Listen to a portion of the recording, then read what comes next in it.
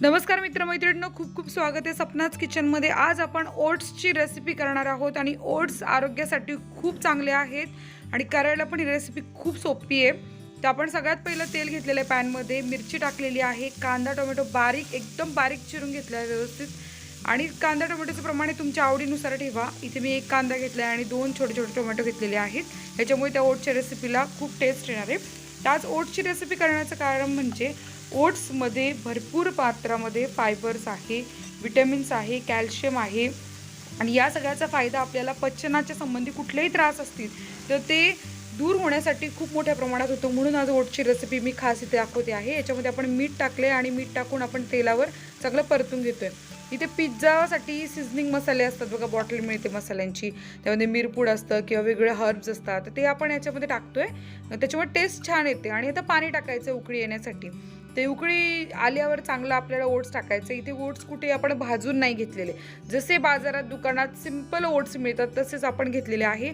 कारण बाजारात मसाला ओट्सचं वेगळं पॅकेट मिळतं, आपण तेही नाही घेतलं। प्लेन ओट्सला आपण छान मसाला ओट्समध्ये रूपांतरित करणार आहे आणि छान टेस्टी असा नाश्ता करणार आहे। हा खाल्ला तरी तुमचं एक मील खाल्ल्यासारखं आहे, जेवण खाल्ल्यासारखं आहे।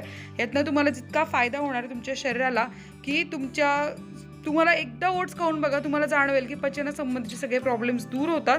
आणि ज्यांना वेट लॉस करायचं त्यांनी तो ओट्स आवर्जून खावेत आणि त्याचा खूप फायदा तुम्हाला एक साधारण 15 दिवसात तरी जाणवायला लागेल।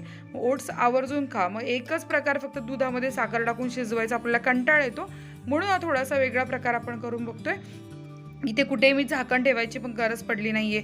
उकळीमध्ये जेव्हा आपण ओट्स टाकतो ना तेव्हा पटकन ते ओट्स शिजतात बघा। पाणी पण इथे आटायला लागलेलं आहे। मी 1.5 कप पाणी टाकलं होतं, मोठे कप घेतले होते, पाणी टाकलं होतं आणि याच्यामध्ये गार्निशिंगसाठी कोथिंबीर टाकली आहे। याच्यामुळे टेस्ट खूप छान येते। आता कधी कधी तुम्हाला लाल तिखट टाकायचं असेल त्याचंही तुम्ही प्रमाण वापरू शकता, लाल तिखटाचं तुमच्या आवडीप्रमाणे, पण मी ते हिरवी मिरची वापरली आहे। आणि आता ओट्स बऱ्यापैकी आपलं पाणी आटत आलंय, एकदम पाणी आटून द्यायचंय, याच्यामुळे ओट्स व्यवस्थित शिजतील। आता तुम्ही म्हणाल झाकण ठेवलं तर झाकण ठेवलं तरी चालणार आहे, पण गरज नाहीये, कारण एक मोजून 2 ते 3 मिनिटात ओट्स तयार होतात। आता आपले ओट्स छान तयार झालेले आहेत, व्यवस्थित त्याला रंग आलेला आहे। आता तुम्हाला इथे बघायला मिळेल। मित्रांनो, ही ओट्सची रेसिपी खूप चांगली आहे, त्याने आरोग्य छान होतं। आणि तुम्हाला ही रेसिपी आवडली असेल तर लाईक, शेअर, कमेंट करा। तो चलो बाय आणि सपना किचन चॅनलला सबस्क्राइब करा। तो चलो बाय।